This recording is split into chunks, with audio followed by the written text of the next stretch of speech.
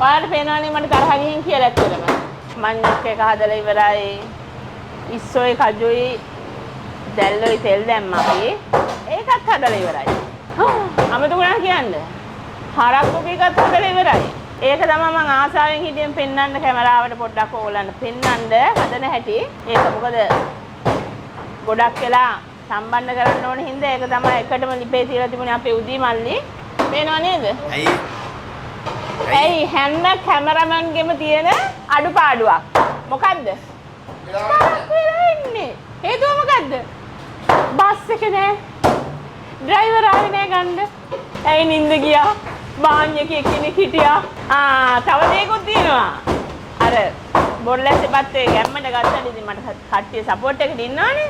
එයාලටත් නින්ද ගිහින් අද උදේ මල්ලි විතරයි හිටියේ. නිකන් හරි මට නින්ද ගියොත් මොකද වෙන්නේ? බොරලැස්සේ බත් නෑ.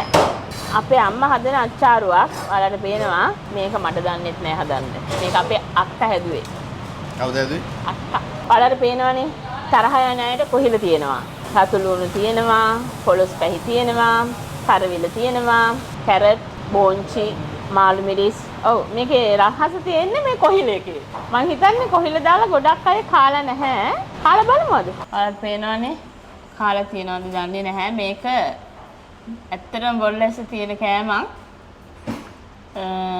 කජුයි, ඉස්සොයි, දැල්ලොයි. එකට තෙල් දාලා තියෙන්නේ. ඉතින් ඔයාලට කිව්වා වගේ මේක හදන්න සෑහෙන රොට්ටු වෙන්න ඕන. කණ්ඩ ආසනෙතයත් මේක කණ්ඩ කැමති. ත්‍රිප්පේ හරක් බොකු. පේනවනේ? මේක හරිම රස කෑමක්. ඇත්තටම රසයි. මෙයා මිස් කරා. ඇත්තටම මිස් කරා. එන්න පරක් වුණා. තරහයි මට. තරහයි. මේ තියෙන්නේ මඤ්ඤොක් එක. හොඳට තැම්බිලා හැම වෙලාව තියෙනවා. sorry. තරහයි. එතකොට දැන් බොරලැස්සේ බත් එක ප්‍රොන්තෝද? ඔව්. තාම තරහයි.